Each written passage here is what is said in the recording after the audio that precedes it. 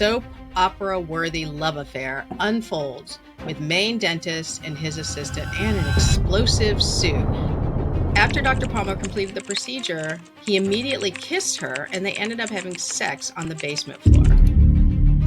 Dr. Palmer's wife discovered the relationship on her own after Burns accidentally left her toothbrush and toothpaste in his car after one of their rendezvous. The suit alleges gender discrimination, creating a hostile work environment, sexual harassment, and violating the Maine Human Rights Act. If you're in a situation and your doctor is pretty much telling you to have sex with him or her, like, this is not right. Get out. It's not cool. And nobody should be doing that.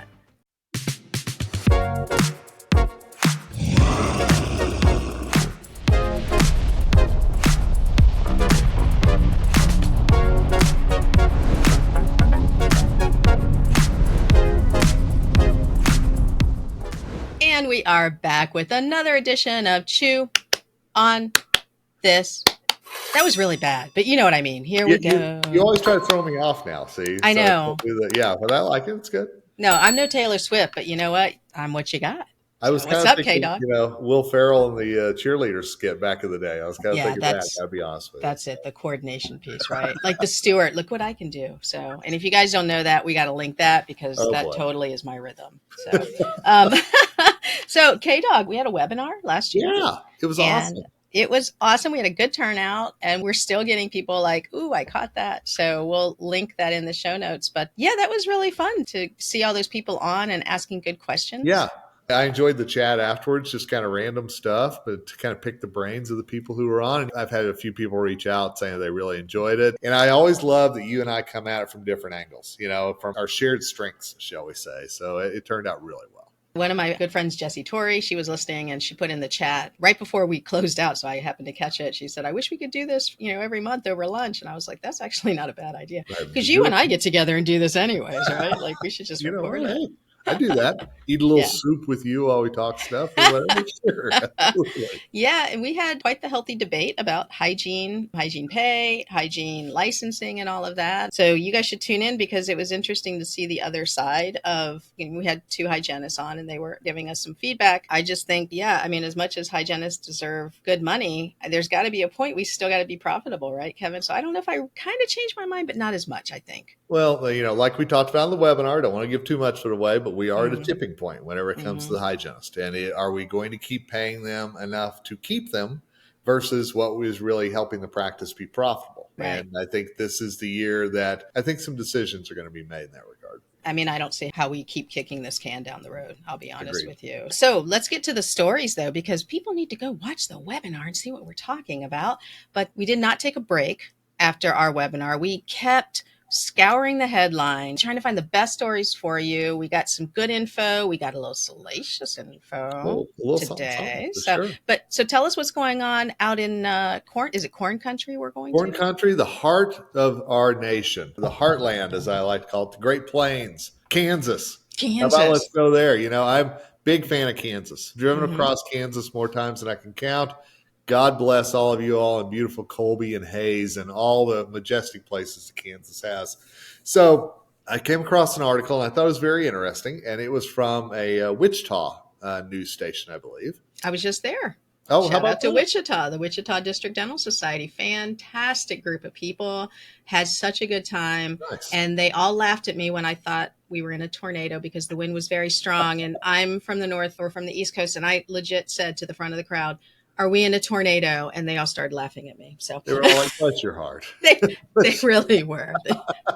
But you know what? This is the charm of having out-of-towners, right? So go ahead, K-Dog. Well, no, Wichita's a great town. Absolutely. Go Shockers, all that good stuff in Wichita State. But Teresa, have you ever driven across Kansas? I must ask you that question. I have been driven from the airport to Wichita. Oh, okay. All right. So, but never like across, shall we say, Western Kansas? No, I have not. Okay. I have not. So I've done that a few times. I made the drive from Denver to Tulsa, cut through Western Kansas, which is very pretty, but it's also very sparse, shall we say. Flat? Flat, but also, not as populated as Wichita or Kansas City, Kansas, or, Manhattan, Topeka. Okay. So, but still, we know people live out there. And we Okay. know that they have dental needs. So, Kansas, and I thought this was interesting, in Kansas, more than 70 counties are considered by the federal government to be a dental desert. Oh, wow. How about Okay. that? 70 counties in Wow. that state. So, the good folks at Wichita State said, well, here's an idea. What if we made and created a dental school here in Wichita State? That would keep the people in Kansas. Mm-hmm. So, Wichita State has asked the Kansas Board of Regents for permission to ask the state for $5 million for a feasibility study to Okay. see if they should do a dental school. Can I just ask, You can. why do you need 5 million to do a feasibility study? You And know, I'm I just going wondered to that say, too. I don't know what goes on in that. I know usually companies are hired. When I worked with Dale and Danby, to hire a company to do a survey, there's all metrics to make sure it's sound and scientific. But don't we know the answer? If it's already We should. designated a desert, don't we already know the We answer? should. And the true problem is this, and this is where I was going to next. So you teed it up, Okay. is that it's not Wichita that's the problem. It is Western Kansas. It is Yeah. out near Hayes and Colby and the areas that I drive through all the time. And again, there are people there, but how is a dental school in Wichita going to convince dentists to move to Western Kansas Right. and start practicing? I think that's where it's the same problem you and I have talked about forever is that I'm all for if you want to build a dental school and we want to graduate more dentists, that's fantastic. But it's got to be almost like the old Northern Exposure. Remember that show? Mm-hmm. Where he Yeah. had to practice in Alaska for a certain amount of time. Sure. I think that we have to think about, and I will say, now let me back up for just a second. Wichita State says they're going to work with Fort Hays State in Hays, Kansas, to have an auxiliary campus there. Again, great. And I don't mind that, but how are you going to convince those dental students in Hays, Kansas to stay in Mm-hmm. Hays or Yeah. move to Goodland or some of these other areas that they're needed, but they're not going to be able to make, shall we say, the living if they move to a Vegas or even a Denver. Yeah, and if you think about it, the feasibility study that we're paying $5 million, and I'm not trying to disparage them. I'm sure it's needed at some level, but that's just a lot of money, right? Like Yeah, you're probably going to need a couple million set aside to entice dentists to stay in certain areas. I And agree. like in Northern Exposure, the show that we're talking about, a medical doctor, he had to pay back his loan. He did. He had to go up to Alaska. And, one of the best deals going that people don't think about is a military dentist. So military dentist does his or her time, puts in, they send you to places, you get a great education and you do your time and then you're out and you don't have any loans. Like every military dentist I know has said this is like the way to go for sure. So it's similar to that. So maybe that is the answer to the workforce in the future. And honestly, why not the same for hygienists? Like right now, private hygiene schools are expensive. Yeah. So if you go to hygiene school at community college, it's not, but the wait list is like 5 years long. So maybe for private, there's a forgiveness, maybe this, but the state has to put the money towards it. It's not like the schools are going to come up with it, so. No, I think if you're going to get rid of dental deserts, and obviously Kansas isn't the only state that has that. My old home state of Oklahoma has the same thing. There's a lot of parts of the Midwest and South that do. Yeah. And I think you're exactly right. It's going to be up to the state to say, we need to focus on health, not just dentistry, but health in this area. And so we have to make sure that there are enough medical and dental practitioners to make sure that that county is healthy. And so that's going to be really interesting to see if that something like that could come about. And I know one other area where they kind of do this trade of time for tuition is the Indian Health Services. Yes. So now is Kansas, if I remember correctly, they have a lot of Indian They do. reservations, right? They So do. do you know, I mean, I don't know if you know this off the top of your head, but is that still also classified a dental desert? Like, are they missing dentists there? I couldn't tell you where that is in conjunction with the 70 counties, but I would guess there are very few counties in Kansas that, I hate to say this, aren't dental deserts. Yeah. Outside of the metropolitan areas there. You know that area very well. You grew up there. I mean, would you consider Oklahoma to also have areas like that? Oh, absolutely. What about the other states? Yeah, I mean, I think the panhandle of Oklahoma, anything out in there, out in the western part of Oklahoma outside of Lawton and Enid, and my old neighbors to the east, Arkansas. We talked a little bit about Arkansas on webinar the other day. Outside of Little Rock and the northwest part that's booming in Bentonville and such, there's a lot of areas that I think, again, are hurting. But I think you can say about Mississippi, about Alabama. And I know sitting in, the East Coast, sitting in LA, wherever you may be listening to this, you may go, shrug. But at the same time, there's a lot of people in that area that don't know any better about how to take care of themselves. And that's where I think we have a lot of the problems that we have now, is that it's been a generational thing. You know what? I don't have a problem. I think it would be actually really cool to forgive student loans or a portion of it if you go and work, in this area. Yeah. And so many dentists will tell you too that small town life is actually really good for them, so interesting stuff. So I'll share with you, at the District Dental Society meeting I was in, it was November, one of the hygiene instructors from, I believe, that school actually came in and said, I need people to come and supervise a student. She said, if I could get 4 hours, and she's talking to the dentist, if I can get 4 hours a month, if two of you are sitting together, I'll take 2 hours each. Like, it was almost like she was begging. Wow. She was begging them to come in. And she was telling me before she got up and spoke, she's like, I can't get anyone to come and help me at the hygiene school. I just need them to do checks. She's like, we can't get anyone to help. She's like, I'm losing instructors left and right, which is something we talked about on the webinar. Yep. Lots of people start hygiene school, and they don't finish it. So that's why we're not seeing the numbers. So is there going to be another hygiene educator when this new school opens that's out there begging for dentists to come and supervise? That's a great point. I mean, if you have an arm of it at Fort Hays State, and again, an assumption here that you'd have a hygiene arm or something to help with the team members as well. Sure. So you're right. That's going to need to go hand in glove with that too. Interesting stuff. Well, I wish them well. I hope the feasibility study comes back quick and under budget so that they can get started, right? Absolutely. Yeah, because I would love to see that happen. I know that the dental needs of America are just increasing. It's not getting better, and it's just not. So I think it would be really fun to see that happen. I was in the heartland, so maybe we should go to another part of the country for yours. Maybe we should head to a different part and get off the what we should do versus, well, shall we say, shouldn't do. And that's a big shouldn't do. All right, let me just say, Kevin, and we're going to go to Maine. We're going to get into our little, nobody told me that. No, that's my podcast. Chew on this car. Yeah. Oh my gosh, I'm mixing up our cars. We're going to get our little chew on this car or airplane, whatever. And we're going to go to Maine. Okay. Go. Maine is very cold. You know this, right? It is. So I'm going to say that when you're in Maine and you're cold, maybe you just want to snuggle up to people. Maybe. I'm going to say maybe that's how this started. I'm just sitting back to see how you transition this. So go All right. So when you're cold in Maine, you start thinking, how am I going to get this? My legs are cold. My arms are cold. I know if I'm a dentist and I'm cold, I'm going to look across the patient at my dental assistant, and I'm going to think she's going to keep me warm. So that's how it happened.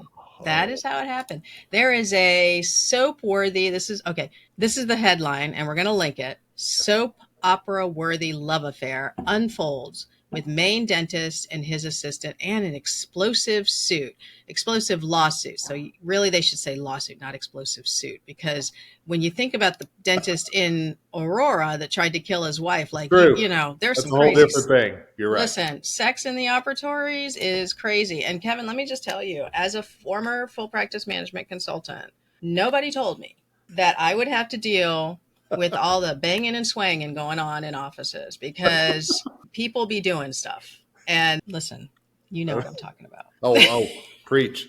I'm sure your lovely bride has lots of stories, Dana. She goes on site. Yeah, she sees stuff. All of us consultants get together and we always compare, like, well, did you know this? And he was doing this and she was doing this. I mean, we all have seen it. This is a good one.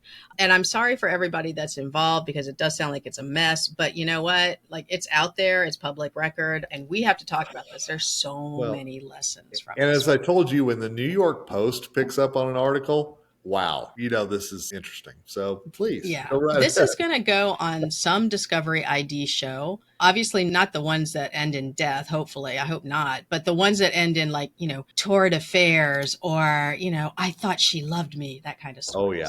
So, all right. So the New York Post, God bless them.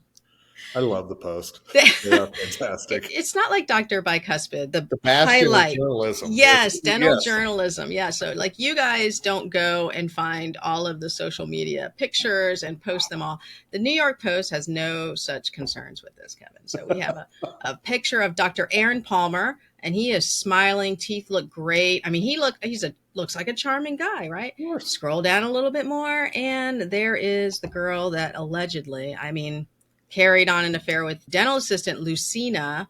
Her name is Tara. Her nickname is Tara Burns for a decade. Okay, so they went and found a picture of Lucina Tara Burns and put that on there. So this is terrible. Yeah. Yeah. In a word to my dental assistants, this is a cautionary tale. What Teresa is getting ready to tell you, just do not go down this road. Okay. All right. Do not. So it's crazy. Quaint Maine town. I mean, really. Also, let me say this. You know, the towns in Maine are small. Do you not think people didn't know about this like for a long time? Like, you can't Absolutely. hide this stuff, No. right? Okay. So he allegedly carried on an affair for a decade before dumping and firing her after his wife found out about the torrid fling. That's a problem.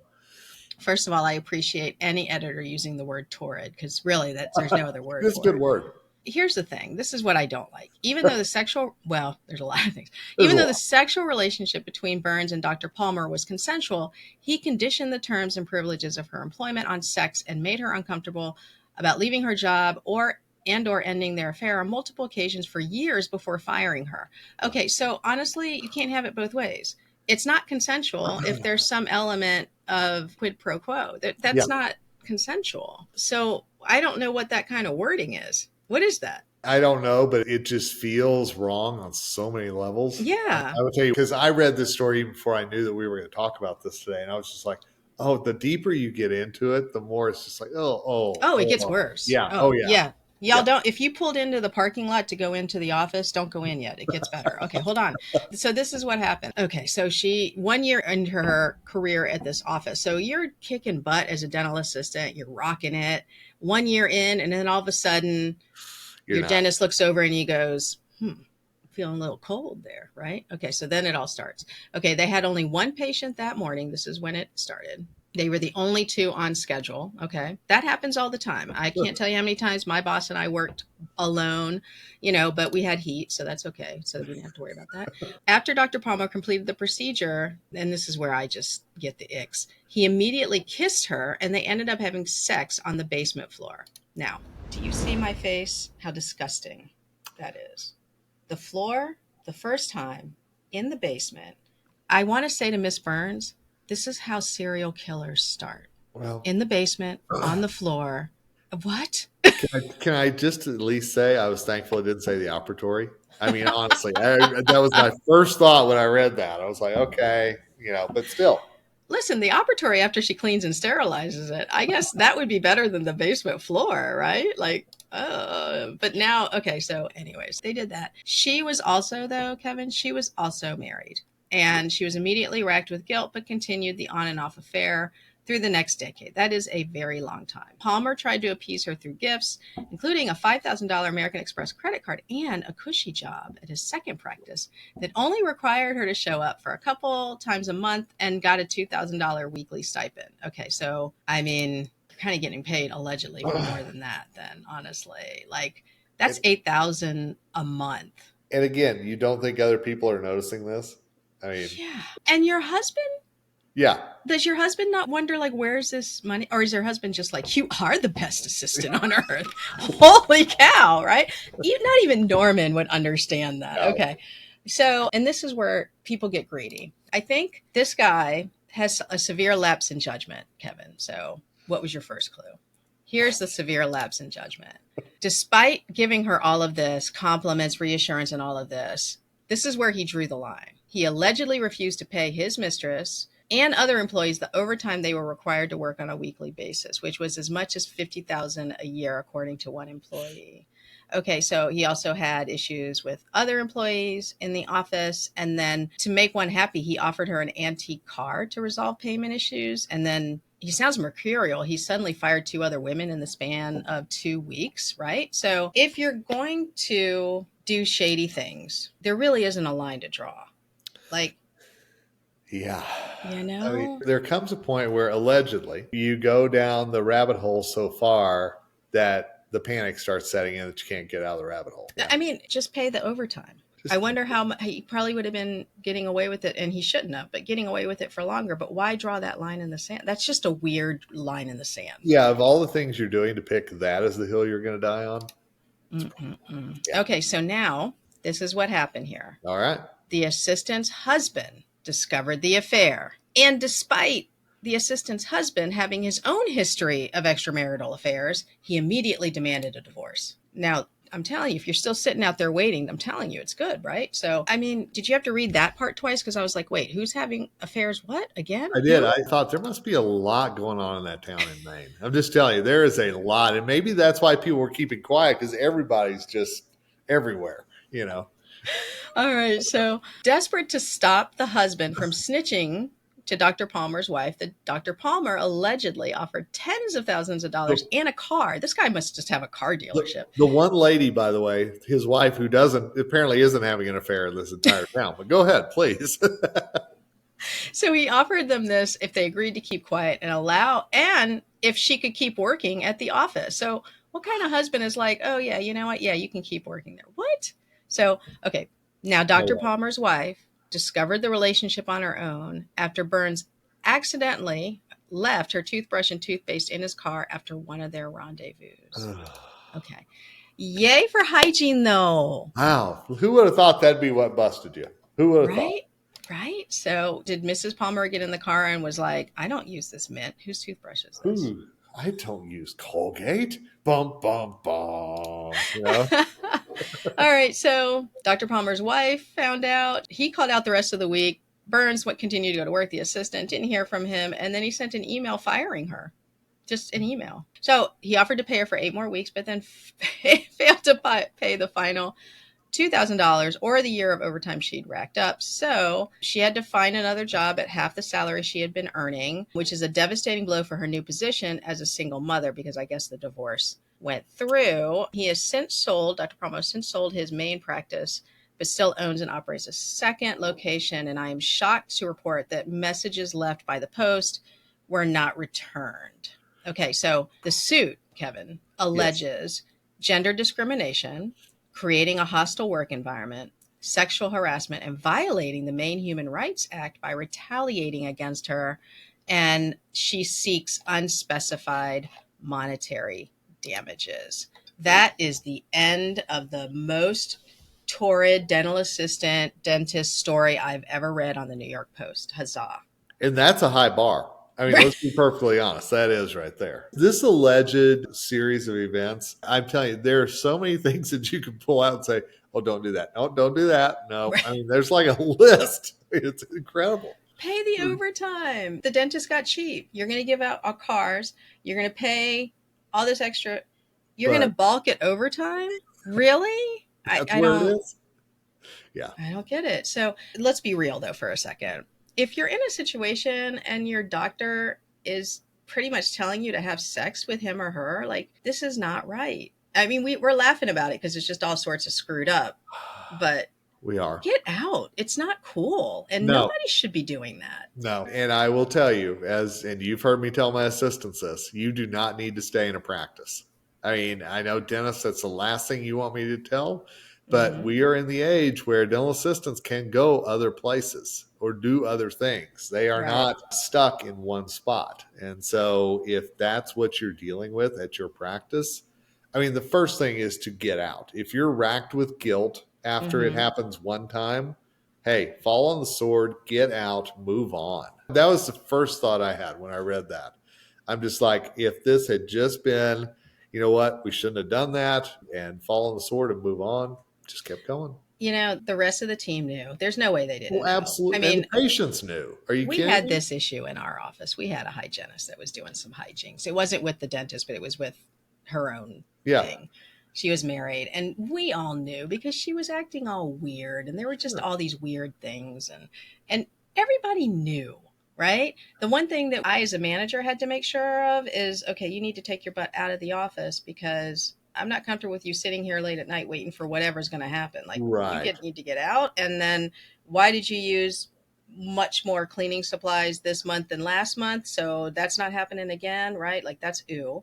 So dental chairs are expensive to fix, Kevin. That's all I'm saying. Lots of issues. Yeah, lots of yeah. You sound very perplexed. Well, and I go back to, seriously, if you're a patient in that chair between those two people, you don't think you're picking up on something? Oh my God. Yeah. I want to talk to the town gossip. I mean, there's always one or two in a small town like that. What town is this, by the way? I don't, you know what? did it say? No, I don't know. Because next time I'm up in Maine.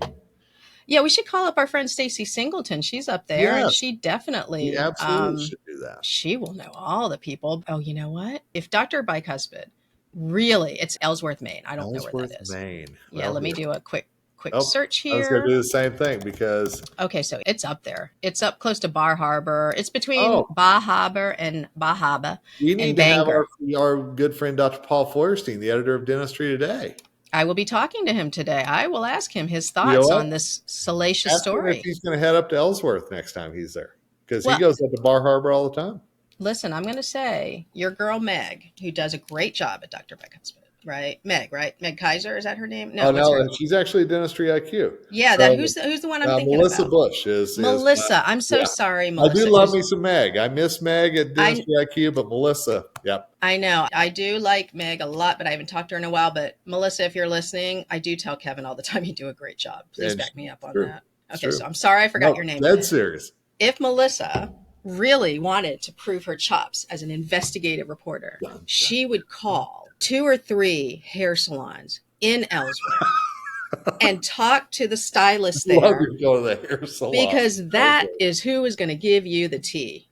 That's what I'm saying. You know what? I'm just saying, I know you're not going to Yankee Dental, but I'm thinking maybe now there's a reason to go to Yankee and we just make a quick pop-up. You just need to say, hey, anybody from Ellsworth, and then just make a note and then rush them at the end and say, well, so what happened? Yeah. Hey, tell me everything. Afterwards, and they're like, oh, I know what's coming. Oh, and then she'll be like, actually, I'm the assistant. And then you'll be like, uh-oh, awkward. So really the serious moral of the story is if you're in a situation like that, you don't need to stay in a situation like that. The non-serious moral of the story is pay the freaking overtime, you cheapo. Yeah. And honestly, just don't do that stuff. Like, this is just it's so close to home. It's crazy. It goes back to a theory I have on so many things. Be a good human. Just be a good human, you know? And there's so many lessons there that, that wasn't it. That wasn't it either. So yeah, problems. Good Lord. All right. So I think we gave them plenty to chew on today. I think so. Oh, I think there was some chewing. I absolutely think there was. So allegedly, all of our listeners, prepare to go into your practice now. We've been in the parking lot with the car running for a while now. We're going to wrap up. But yes, it was quite a show, let's be honest. Oh my gosh. All right, dear listeners, we want to thank you so much for hanging in there with us. Check out the show notes for the Chew on This webinar replay. All of the show notes for today, because I know you're going to go racing to read the Kansas story and then the New York Post story. Yeah, so, Kansas will be first, I'm sure. Yeah. We'll catch you next time. Thanks for listening. And that's a wrap for this episode of Chew on This. We hope you laughed and learned a little. Check out the show notes for any links we mentioned, and don't forget to give us a rating on your podcast app. Feel free to drop us a comment on social media or by email if you have any suggestions for future topics. We'll be back in about 2 weeks. See you then.